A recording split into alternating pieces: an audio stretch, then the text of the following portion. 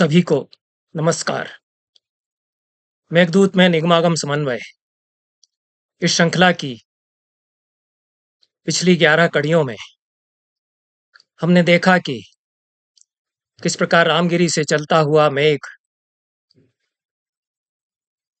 अमरकंटक से गुजरता है, उज्जैनी पहुंचता है। उज्जैनी में महाकाल की आरती में नगाड़ा बनकर गर्जन करता है। उज्जैनी से आगे बढ़कर देवगिरी पर पहुंचता है। कार्तिकेय का पुष्प मेघ बनकर पूजन करता है। इन सभी प्रसंगों में आगम और निगम की परंपराएं किस प्रकार से संक्रांत हो गई हैं, यह टीकाकार बताते हैं। 11वीं कड़ी के पश्चात यह आज की 12वीं और कड़ी है और यह अंतिम कड़ी है, समापन किश्त है। 11वीं कड़ी का किंचित अत्यंत संक्षेप में कुछ मिनटों में विहगावलोकन करते हैं। उसके पश्चात जो अंतिम पड़ाव है मेघ का, कैलाश पर्वत जहां शिव हैं पार्वती हैं, वहां तक पहुंचकर इस श्रृंखला को विराम देते हैं। 1 माह हो गया, कुछ अंतराल हो गया 11वीं और 12वीं कड़ी के बीच में। 11वीं कड़ी में हमने देखा कि यक्ष कहता है कार्तिकेय के विषय में, अत्यादित्यम हुत्वा मुखे संवृतम तद्धि तेजः। आदित्य से भी बढ़कर तेज हैं कार्तिकेय, और रूपक न करके और अध्यवसान किया है, तेज ही हैं ऐसा कह दिया है। उसका क्या अभिप्राय है यह हमने देखा। अगले श्लोक में आराध्यनम श्रवण भवम देवमुल्लंघितात्वा, श्रवण पर, सरकंडों के वन पर जन्मे उन देवता की इस प्रकार से आराधना करना। और रक्षा हेतु नव शशिभृता वासवीनाम चमूनाम, यह जो 44वां श्लोक है, इसमें रक्षा हेतु की क्या व्याख्या पूर्ण सरस्वती ने की है, इसको भी हम देख चुके हैं। और फिर कार्तिकेय के प्रति अपनी श्रद्धा अर्पित करके आगे बढ़ना।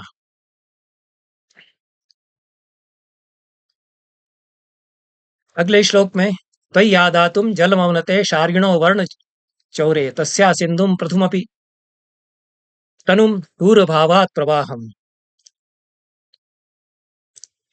बहुत ऊंचाई से देखने पर चंबल नदी का दृश्य दिखाई पड़ता है। मंदसौर पहुंचता है, फिर चंबल नदी है, चर्मणवती नदी है, उसका जल पीने के लिए झुकता है। शार्गी या विष्णु के वर्ण को चुरा लिया है तुमने, ऐसा यक्ष कहता है। यहां पर विष्णु का स्मरण है। देवता ऊपर से इस दृश्य को देखते हैं। मेघ चर्मणवती का जल पीने के लिए नीचे झुकता है, तो वह धरती का मुक्तागुण बन जाती है। चर्मणवती नदी धरती के कंठ में पड़ी हुई मोतियों की माला सी, जिसमें कि बीचों बीच में इंद्रनील मणि लटक रही है, जो मेघ नील वर्ण का उसके ऊपर झुका हुआ है। यह दृश्य ऊंचाइयों से देखने पर दिखाई देगा। यही आगम है कि देवता जब निहारेंगे तब इस रूप में दिखाई देगा। उसके पश्चात ब्रह्मावर्त जनपद में पहुंच जाता है मेघ। यह हम देख चुके हैं 11वीं कड़ी में कि ब्रह्मावर्त जनपद का क्या महात्म्य है, और किस प्रकार से सरस्वती, दशद्वती और देवनदी और यदंतरम, यह ब्रह्मावर्त जनपद को परिभाषित किया है स्मृतिकारों ने। तीर्थ स्थल की परिक्रमा करने से यहाँ आशय है, यह मल्लिनाथ बताते हैं। महाभारत में भी ब्रह्मावर्त जनपद की तीर्थ स्थान के रूप में महिमा है, और यहीं पर फिर बलराम ने निवास किया था। 50वें श्लोक में कहा, इसको भी हम पढ़ चुके हैं। हाला या मदिरा का त्याग करके भाई के प्रति प्रेम के कारण समर विमुख हुए लांगली ने सरस्वती नदी के किनारे यहाँ निवास किया, और तुम भी सारस्वत जल का पान करके भीतर से शुद्ध हो जाओगे, रंग ही तुम्हारा काला रहेगा, ऐसा 50वें श्लोक में कहा है। यह भी हमने देखा कि हाला शब्द का प्रयोग यहाँ पर बहुत सा अभिप्राय है। हाला प्राकृत शब्द है, देशज शब्द है ऐसा मल्लिनाथ बताते हैं, और यह कालिदास ने साभिप्राय इसका प्रयोग किया है। सारी जो देशज प्रवृत्तियां हैं उनसे ऊपर उठ करके आला को त्यागना, अर्थात देशज से ऊपर उठकर अलौकिक में पहुंचना, यह अर्थ टीकाकार करते हैं। इसके बाद जाह्नवी गंगा आ जाती है, कनखल पहुंचता है, वहां कलकल करती शैल राजावतीर्णा जाह्नवी बह रही हैं। सगर के पुत्रों के लिए स्वर्ग सोपान पंक्ति वे बन गई हैं। गौरी और शिव दोनों का स्मरण यहाँ 51वें श्लोक में कर लिया है कालिदास ने। गौरी की टेढ़ी मोहों पर हंसी उड़ाती हुई, गौरी की प्रकृति रचना को का उपहास करती हुई, जो शिव के केशों में जा लिपटी, शिव का केश ग्रहण जिसने कर लिया उर्मियों के लहरों के हाथों से, यह गौरी शिव और गंगा तीनों को यहाँ मिला दिया है। श्रृंगार का भी किंचित प्रसंग है। और तुम उस जाह्नवी के ऊपर झुकोगे, तुम्हारी छाया नील वर्ण की उसमें पड़ेगी, तो स्याद स्थानोपगत यमुना संग मेवाभिरामा, यह 52वें श्लोक में कहा है। यमुना वहीं पर आकर के मिल गई हो ऐसा लगेगा, उसकी जो काली काली सी पट्टी तैरती हुई लगेगी उस जाह्नवी के जल में।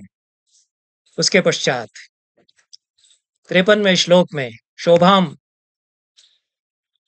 शुभ्राम त्रिनयन वृषोत्खात पंकोपमेयाम वक्षश्चध्वश्रम विनयने तस्य श्रृंगे निषण्णः, कैलाश पर्वत आ जाएगा, उसके शिखर पर तुम टिकोगे तो ऐसा लगेगा जैसे कि शिव के वाहन नंदी ने अपने सींग से उसकी मिट्टी को खोदा है और उसका काला रंग मिट्टी का उसके ऊपर लगा हुआ है। इसके क्या अभिप्राय हैं यह भी हमने देखा। यह गंधमादन पर्वत है और दिग्वारण विषाणाग्रह भ्रष्टोपल शिलातलम, यह गंधमादन के वर्णन में महाभारत में भी वन पर्व में कहा गया है। और शिव का वाहन यदि मिट्टी खोदता है तो वह पावन मिट्टी है, उससे उपमा, उस पंख से मेघ को उपमा दी गई है। यह बहुत गौरवशाली उपमा है ऐसा टीकाकार बताते हैं। जो हीनोपमा मानते हैं उनका मत ग्राह्य नहीं है। 55वां श्लोक यह भी हम पढ़ चुके थे, जिसमें कि शरभ जो तुम्हारे ऊपर आक्रमण करने को तेजी से सर्रा कर दौड़ेंगे, उनको अवकीर्ण कर देना, क्योंकि वे अवकीर्ण ही हैं, अवकीर्णी हैं। और तुमुल कर का वृष्टिपात से उनको अवकीर्ण कर देना, बिछा देना। इसमें वासुदेव शरण अग्रवाल ने जो वैदिक भावबोध के अनुसार व्याख्या की है और किस प्रकार से मेघ परिपूर्ण ब्रह्मचर्य का प्रतीक है, वृष शक्ति की मीमांसा उसके द्वारा यहाँ पर की गई है, और शरभ जो है अवकीर्णी व्यक्ति का प्रतीक है। यह अभिप्राय यहाँ पर वासुदेव शरण अग्रवाल ग्रहण करते हैं। यह 11वीं कड़ी तक हम पढ़ चुके हैं।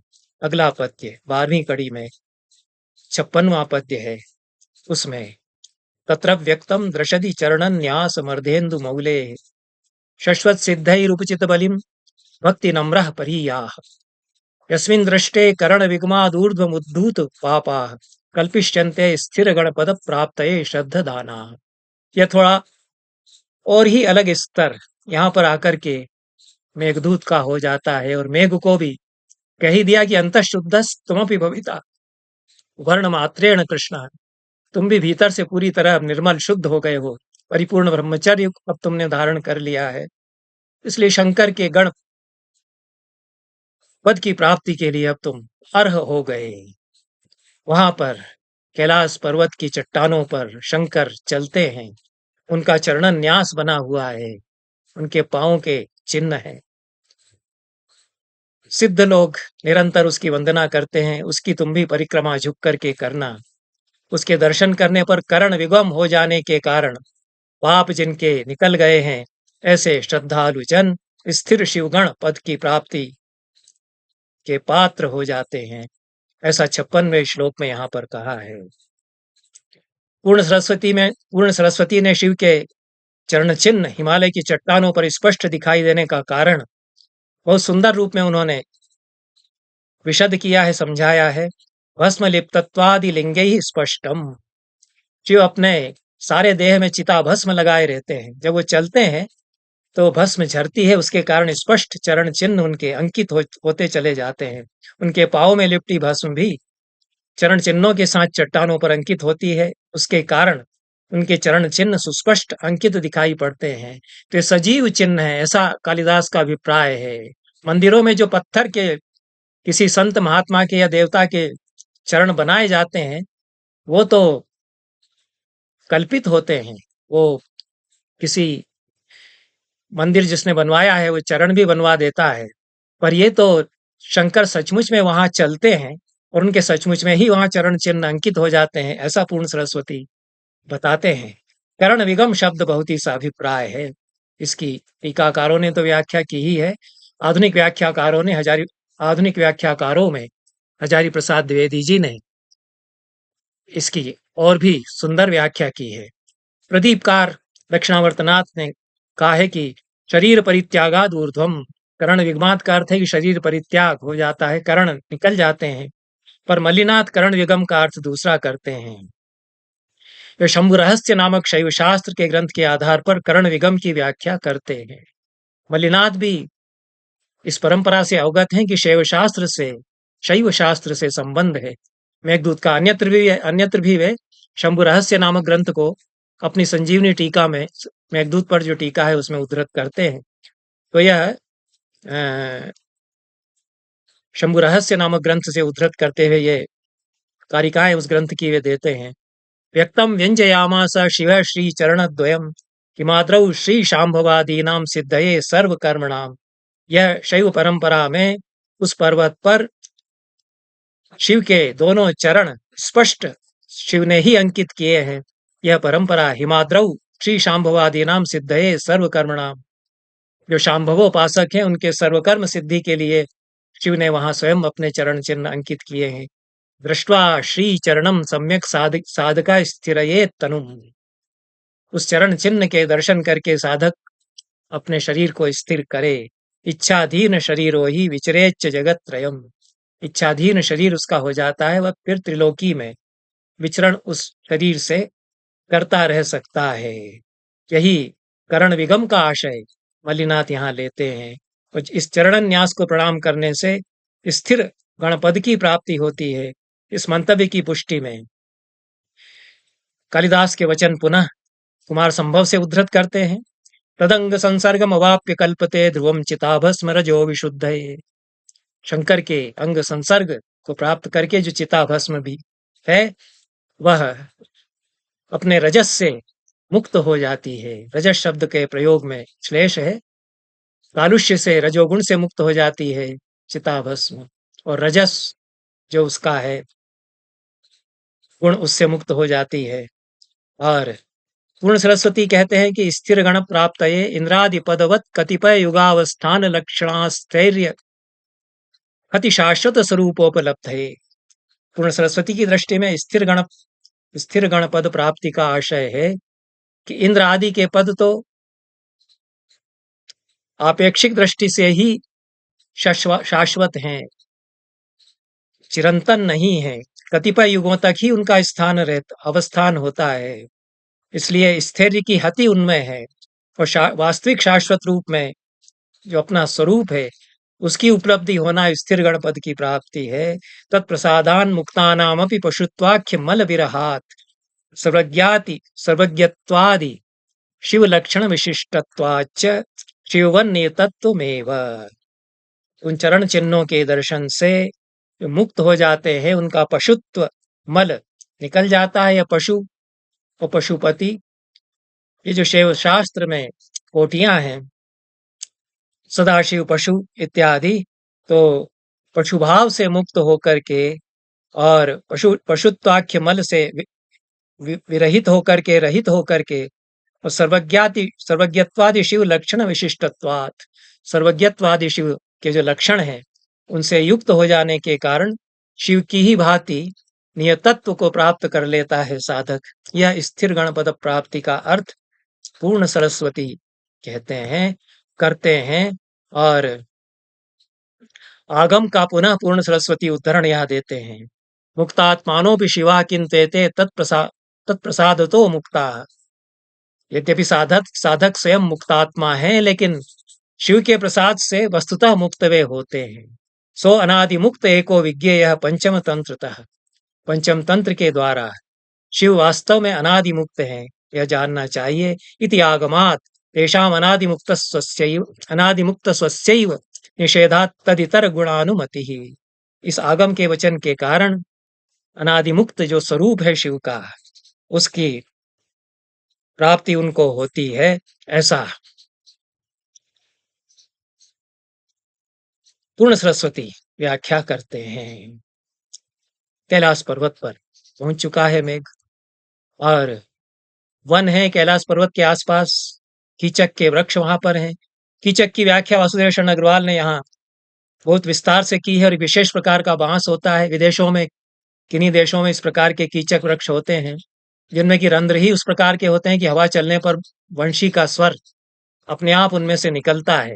तो सामान्य वंश वृक्ष नहीं है, उनको कीचक कहते हैं। तो शब्दायन्ते मधुर मनलई मनिलई कीचका पूर्यमाणा, 57वें श्लोक में कहा है। अनिल से पूर्यमाण कीचक सुंदर ध्वनि कर रहे हैं।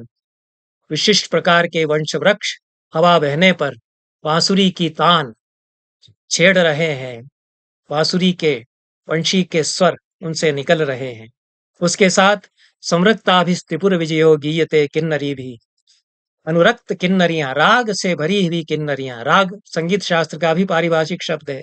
रक्तिमत्व गुण आ जाता है संगीत में, ऐसा संगीताध्यायों में भरत मुनि भी बताते हैं।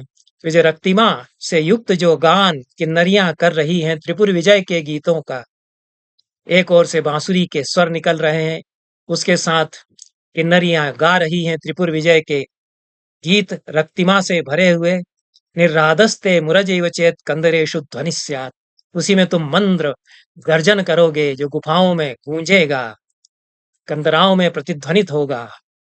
तो मृदंग मांसल ध्वनि निकलेगी, मृदंग जैसे बज उठेंगे। तो संगीतार्थो ननु पशुपते तत्र भावी समग्र है। पशुपति का समग्र संगीतार्थ ही फिर तो वहां प्रस्तुत हो जाएगा, परिपूर्णता हो जाएगी। यहाँ पहुंच करके परिपूर्णता का अनुभव होगा, सब कुछ परिपूर्ण हो जाता है, यह भी कहना चाहते हैं। और किस प्रकार से सारा निसर्ग शिव के लिए समर्पित है, सब कुछ शिवमय हो गया है। वस्तुतः शिवमय रधि सर्वम शिवमयम भवेत, ऐसा अभिनव गुप्त भी कहते हैं। सब कुछ शिवमय दिखाई देता है। तो अभी तक मेघ की जो यात्रा है उसमें कहीं कहीं शिव की आराधना करता है, कहीं कार्तिकेय की आराधना करता है। आगे चल करके ब्रह्मावर्त जनपद में पहुंच करके अंतःशुद्धस्तमपि भविता, पूरी तरह से भीतर से पवित्र हो जाता है। तब जिस परिपूर्णता की प्राप्ति करता है, मेघ फिर यहाँ साधक का प्रतीक हो जाता है। शैवी यात्रा, उसकी शैवी साधना की यात्रा का प्रतीक उसकी यात्रा बन जाती है। तो यह परिपूर्णता यहाँ प्राप्त होती है, पूर्णता प्रत्यभिज्ञा हो जाती है। आगम तो आ ही गया, त्रिपुर विजय, यह प्रसिद्ध है पुराणों में, पौराणिक कथा।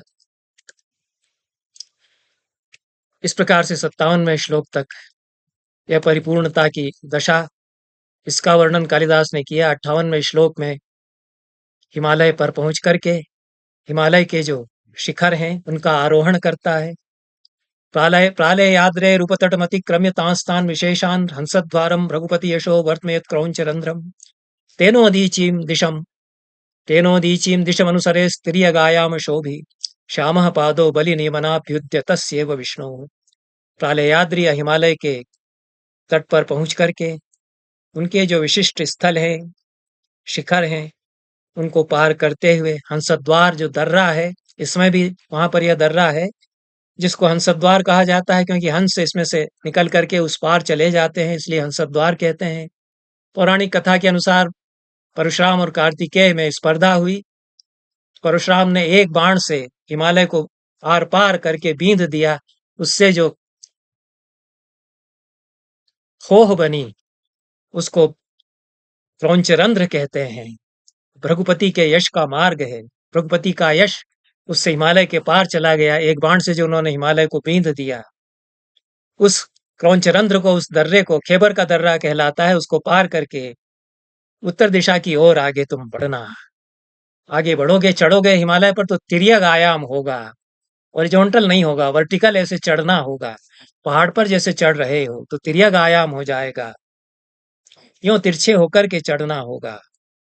तब उपमा दी है, बहुत सुंदर उपमा दी है। श्यामः पादो बलि नियमना नियमनाभ्युद्यतस्येव विष्णु। बलि को नियंत्रित नियमित करने के लिए उठाया हुआ विष्णु का श्याम चरण जैसे हो। 3 कदमों से उन्होंने पृथ्वी अंतरिक्ष, 2 कदमों से पृथ्वी और अंतरिक्ष को नाप लिया, तीसरा कदम ऊपर उठा तो वह बलि को नियंत्रित करने के लिए उन्होंने ऊपर उठा करके पूछा कि कहाँ रखें अब तीसरा चरण। उतना ऊपर उठा हुआ उनका चरण, उससे उपमा दी है मेघ की जो ऊपर चढ़ रहा है। विष्णु भी श्याम वर्ण के हैं, मेघ भी श्याम वर्ण का है। विष्णु के चरण से उपमा दे दी है परम पावनता बताने के लिए मेघ की। यह विराट रूप ग्रहण करने वाले वामनावतार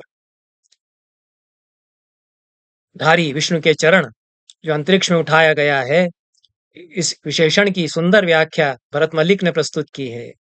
वो कहते हैं कि कहीं ब्रह्मांड टूट फूट न जाए, इसलिए विराट रूप में वामन अपना चरण कुछ तिर्यक करके उठाते हैं। एकदम से सीधा उठाएंगे तो ठोकर मार करके ब्रह्मांड भांड कहीं फूट के और छार छार न बिखर जाए, इसलिए कुछ तिरछा करके ऊपर उठा रहे हैं उसको बचाते हुए। ऐसा भरत मलिक की व्याख्या है, सुंदर व्याख्या है, कल्पनाशील व्याख्या है, लेकिन निराधार नहीं है, क्योंकि भरत मलिक वामन पुराण से उद्धृत करते हैं वचन, ब्रह्मांड भंग आशंक्य तत्तिर्यक पद मुद्रतम। कालिदास में कहां कहां से शब्दावली आ गई है, कितने कितने पुराणों से, कितने कितने आगमों से ये शब्द आ गए हैं, और कहां से अवकीर्णी वो ले आते हैं, कहां से स्थिर गण पद प्राप्ति करण विगम ये शब्द लेकर के आते हैं, जो कि आगमों में फिर मिलते भी हैं, उनकी व्याख्या मिलती है। तो यह बलात् शैव दर्शन इसमें से निकाला जा रहा है, आगम निगम परंपराओं का समन्वय इसमें आरोपित किया जा रहा है, ऐसा नहीं समझा जाना चाहिए। कालिदास ने भी सोच समझ करके ऐसा कोई आरोप करते हुए नहीं लिखा है कि लोग ऐसा अर्थ निकालें इसलिए मैं ऐसा लिख दूंगा। उनको स्वतः सिद्ध है, ये सब कविता ही लिख रहे हैं, शिव शास्त्र सोच करके नहीं लिख रहे हैं, लेकिन प्रतिभा इतनी ऊंचाइयों पर पहुंच जाती है कि ये शब्द आते हैं उनमें और वे संकेतित होते चले जाते हैं जो शैवी साधना के मार्ग हैं उसके द्वारा। तो इसलिए त्रिपुर विजय के गीत गाए जा रहे हैं, और यह पौराणिक आख्यान जो परशुराम के द्वारा बींधने का है हिमालय को, वह भी आ जाता है। और इस प्रकार से पावन पुराण का संदर्भ भी यहाँ ऐसा लगता है कि जैसे कालिदास ने आत्मसात कर लिया है, और तिर्यक आयाम शोभी जो वामन रूपधारी विष्णु का उठता हुआ चरण है, उससे उपमा दे देते हैं। आगे 59वां श्लोक है। गत्वा चोर्धम चोर्ध्वम दशमुख भुजोच्छ्वासित प्रस्थ संदेह कैलासस्य त्रिदश वनिता दर्पण स्यातिथि स्याः शृंगोच्छ्रायै कुमुद विशदैर्यो वितत्य स्थितः खम राशीभूतः प्रतिदिनमिव त्र्यंबकस्याट्टहासः। उपमाएं बहुत ऊपर पहुंच जाती हैं, शिव तक पहुंच रहा है मेघ, इसलिए उपमाएं भी उसी प्रकार ऊपर पहुंचती हैं। दशमुख की भुजाओं से उच्छ्वासित हैं, चटक गई हैं चट्टानों की संधियां या जोड़, जिसके ऐसे कैलाश के तुम अतिथि बनो, जो कि त्रिदश वनिताओं का दर्पण है, अप्सराओं का दर्पण है, और अपनी शिखरों की ऊंचाइयों से आकाश को छेक करके वह खड़ा हुआ है। कुमुद श्वेत कमल की तरह शुभ्र धवल उसके शिखर हैं। शंकर प्रतिदिन जो अट्टहास करते हैं, वह अट्टहास जैसे बिखर जाता है, श्वेत बर्फ बन करके वहां पर हंसी का रंग सफेद होता है, इसके अनुसार यह कल्पना करते हैं और शंकर अट्टहास करते हैं।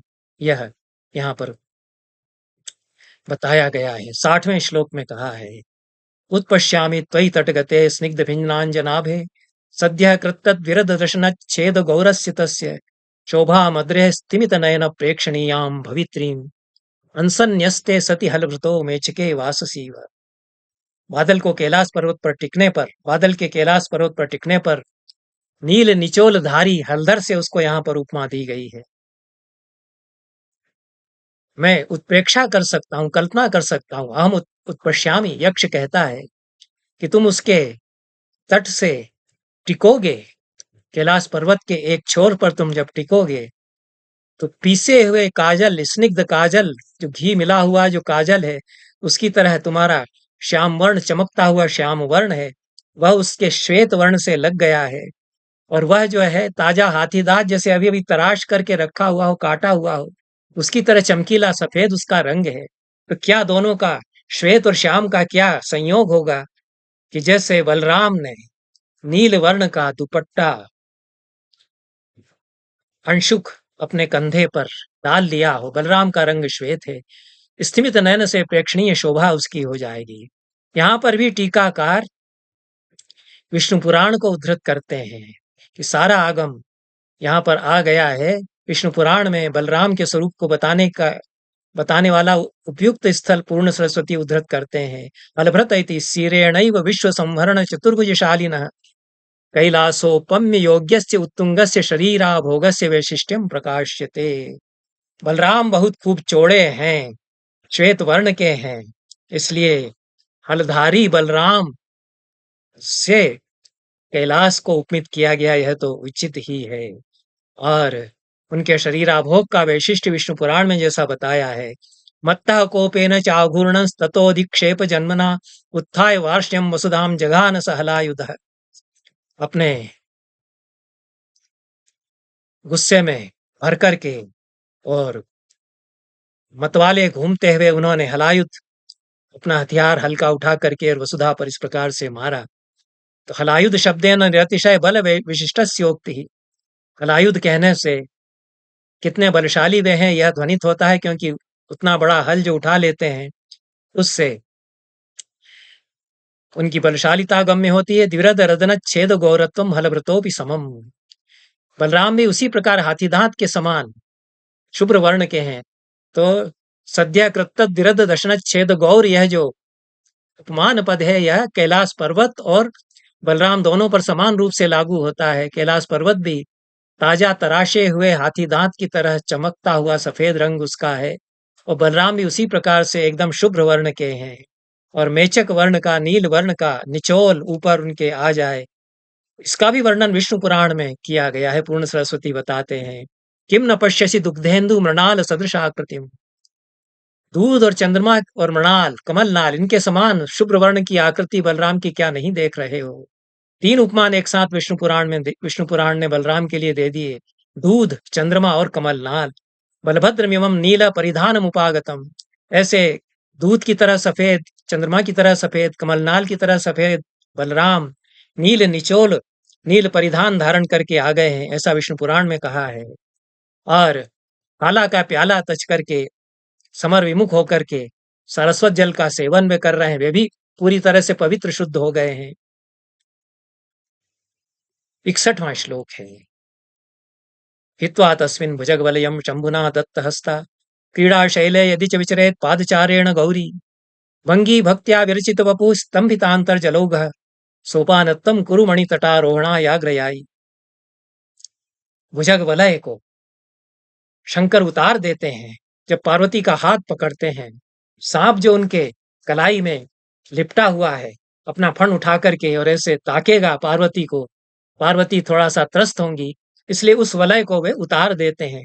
भुजग वलयम हित्वा शंभुना दत्त हस्ता, दाम्पत्य का चित्रण है, स्नेह प्रेम दोनों में, दंपति में है, और शिव शक्ति दोनों यहाँ एक होते हैं, हाथ थामते हैं शिव पार्वती का भुजग वलय को उतार करके।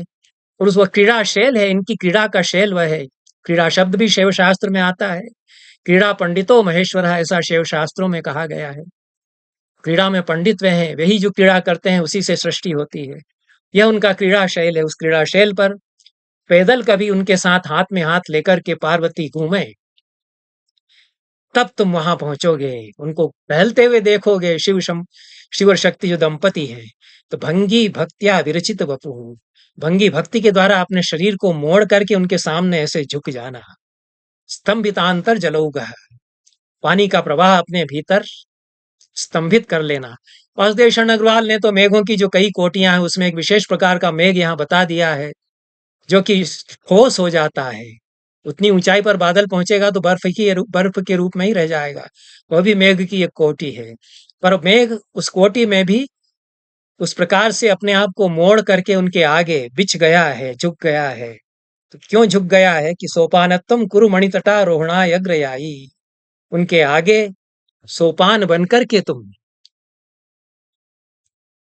अपने शरीर को मोड़ करके सोपान पंक्ति तुम बन करके और खड़े रहना, ताकि वे मणितट का आरोहण कर सकें। पूर्ण सरस्वती कहते हैं कि शंभुना दत्त हस्ता भुजग वलयम हित्वा, ऐसा जो कालिदास ने कहा है उससे यह आशय है कि शिव देवी की सपर्या में कितने अवहित हैं, यह अर्थ उन्होंने इसका लिया है। उसकी पूजा के लिए कितने वे जागरूक रहते हैं। पोलोमी आदि अनेक देवियां सेवा के लिए ये पूर्ण सरस्वती की शब्दावली है, मूल संस्कृत अब नहीं पढ़ूंगा। अनेक अनेक देवियां सेवा के लिए उपस्थित हैं और लालायित हैं। उनको हटा करके कहते हैं कि हम स्वयं ही देवी को प्रसन्न करने के लिए उनका हाथ अपने हाथ में लेकर के उनको टहलाएंगे। इससे गौरी के प्रति उनकी प्रसादन वृत्ति सूचित होती है। पार्वती के पक्ष में और भी मनोहारी व्याख्या पूर्ण सरस्वती इस पद की करते हैं। गिरितट स्खलन भय छलेन कर किसलय स्पर्श लौल्यात समर्पित प्रकोष्ठा, पहाड़ है, बर्फ है, उसमें फिसल सकती है, तो गिरितट पर स्खलन भय का बहाना लेकर के, सचमुच में नहीं फिसल जाएंगी, शंकर बहाना लेते हैं कि देखिए आप फिसल जाएंगी तो हमारा हाथ पकड़ लीजिए, हम हाथ आपका पकड़ते हैं। तो गिरितट पर स्खलन भय के बहाने से और कर किसलय के स्पर्श की जो लालच है, उनको लोभ है, उसके लोल्य के कारण अपना प्रकोष्ठ समर्पित करते हैं। क्रीड़ाशैल से कैलाश का अर्थ स्वीकार करते हैं पूर्ण सरस्वती। यद्वा क्रीड़ाशैलः कश्चिदन्यः कृत्रिमः, कैलाश पर्वत तो इसका अर्थ है ही, लेकिन उसके अतिरिक्त कोई कृत्रिम क्रीड़ाशैल भी वहां बनाया गया है दोनों के विहार के लिए, वह उनका अपना विहार स्थल है। क्योंकि क्रीड़ाशैल आगे उत्तर मेघ में एक बनाया है यक्ष ने या अपनी यक्षिणी के लिए, तो वहां भी क्रीड़ाशैल आता है। तो सुंदर वर्णन क्रीड़ाशैल का उत्तर मेघ में है। तो ये सारी शब्दावलियां एक स्थूल अर्थ को द्योतित करती हैं और एक सूक्ष्म सांकेतिक अर्थ इनके हैं कि एक शिव और पार्वती का क्रीड़ाशैल है जहां वे क्रीड़ा करते हैं, सृष्टि उससे होती है। भंगी भक्त्या विरचित वपुः, यह जो आया है तृतीय चरण में इस अर्थ, इस श्लोक में, तो भंगी का अर्थ किया गया है सोपानोचित सन्निवेश। सीढ़ियों के लिए, सीढ़ियां बनने के लिए जिस प्रकार से अपने को मोड़ करके और विरचित करना पड़ेगा, तो भक्ति का अर्थ विभाजन भंग करके अपने शरीर को तोड़ तोड़ करके फिर जोड़ जोड़ करके और सीढ़ियां बन जाना, ऐसा अर्थ किया है सुमनोरमणीकार ने। तो भंगीति प्राशस्त्य इन प्रशस्त सोपान समान रूपत्वेन आत्मानं निर्मास्यसि इत्यर्थः। प्रशस्त सोपान तुम बन जाओगे और बहुत साफ सुंदर सीढ़ियां एकदम अच्छी तरह से बनाई हुई स्वरूप में तुम बन जाओगे। भंगी का एक अर्थ वैदग्धि भी है। तो यह वैदग्धि है उसकी कि तुरंत समझ करके मुझे यहाँ पर किस प्रकार से समर्पित हो जाना है कि शिव चरण मेरे ऊपर रख करके पार्वती के साथ ऊपर चढ़े। भंगी और भक्ति के दो अर्थ भरत मल्लिक करते हैं। प्रशस्त के अर्थ में इन प्रत्यय लगा करके भंगी शब्द भंग शब्द से बना, भक्ति समान रूप में की गई रचना है, तो भंगी भक्ति समान अनुपात में प्रशस्त रचना हुई। और विकल्प से भंगी का अर्थ वैदग्धि भी भरत मलिक करते हैं। वैदग्धि के द्वारा मेघ अपने शरीर को यथेष्ट आकार में सन्निविष्ट कर ले। कल्पना से कवि जिस प्रकार से अनेक आकृतियों में मेघ को देखते हैं, तो मेघ तो कामरूप पुरुष है, वह अपने शरीर को अनेक प्रकार से विरचित कर ही सकता है, यह उसकी वैदग्धि है, यह भी आशय है, ऐसा टीकाकार भरत मलिक बताते हैं। इस प्रकार की सोपान परंपराओं का कालिदास ने अनेकत्र वर्णन, अन्यत्र भी वर्णन कालिदास ने किया है। अज और इंदुमती के स्वयंवर में सोपान पर चढ़ते हुए वे बताते हैं, वैदर्भ निर्दिष्ट मसौ कुमार कृतेन सोपान पथेन मंचम शिला विभंगैर मगराज शावस्तुंगम नगोत्संगमि वारुरोह। क्या समानता है जो विश्व है चिंतन का कालिदास का, उसमें सोपान पद तो यहाँ है ही है, और आज उस सोपान पद पर चढ़ रहा है, लेकिन विभंग यहाँ पर है और नगोत्संग यहाँ पर भी है। तो जैसे पहाड़ पर चट्टानों से सोपान बना दिए जाएं बहुत सुंदर, या बर्फ से सोपान बना दिए जाएं, उन पर कोई चढ़ता है, उसी तरह से आज यहाँ उस मंच पर चढ़े जिस पर कि स्वयंवर होना था। तो यह सारा मेघदूत का यह जो बिंब है, उसको यहाँ रघुवंश में भी वो उनके मानस में है। और दक्षिणावर्तनाथ ने विरचना का अलग अर्थ किया है, भंगी भक्त्या विरचित बपू। तो विरचना क्या है, विरचित करना क्या है, विच्छिद्य विच्छिद्य रचनम विरचनम, अपने आप को तोड़ तोड़ करके और फिर जोड़े, टुकड़े जोड़ जोड़ करके बना दे, इस प्रकार से सोपान उनसे बनेंगे। मणितट का आरोहण, इसका आध्यात्मिक अर्थ वासुदेव शरण अग्रवाल ने किया है। तांत्रिक और दार्शनिक अभिप्राय पर विचार करते हुए वे कहते हैं कि कालिदास ने पार्वती के मणितट पर आरोहण का निरूपण किया है। सौंदर्य लहरी में मूलाधार से मणिपुर चक्र तक की यात्रा, मूलाधार से मणिपुर चक्र होकर सहस्रार चक्र तक की देवी की अवस्थिति का वर्णन किया है। तो यही आशय यहाँ पर कालिदास का भी है। मही मूलाधारे कमपि मणिपुरे हुतवहम स्थितं स्वादिष्ठाने रधिमरुतमाकाशमुपरि मनोऽपि भ्रूमध्ये सकलमपि वित्त्वा कुलपथं सहस्रारे पद्मे सहरहसि पत्या विहरसे।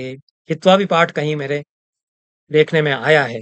नाभि चक्र में निर्मल मूलाधार धरा है, स्वादिष्ठान चक्र और अग्नि वहां जलती है। वायु हृदय में है आकाश और वह ऊपर, भौहों के बीच चक्रमन का है गुरुतर, मार्ग सुषुम्ना का है ऊपर जिसे बींधती, सहस्रार कमल में शिव संग तुम नित्य विहरती। यह देवी के लिए कालिदास ने कहा है। यहाँ तक मणिपुर चक्र से होकर के सहस्रार चक्र तक की यात्रा पूरी होती है। इसके पश्चात तो अलका दिख जाती है, गंतव्य पर मेघ पहुंच गया है। यहीं पर विराम लेते हैं और यह मेघदूत में आगम निगम समन्वय की जो विमर्श परंपरा है, श्रृंखला है, इस धारावाहिनी पर, यूट्यूब के इस चैनल पर, उसको भी यहाँ समाप्त करते हैं। धन्यवाद सभी को, नमस्कार।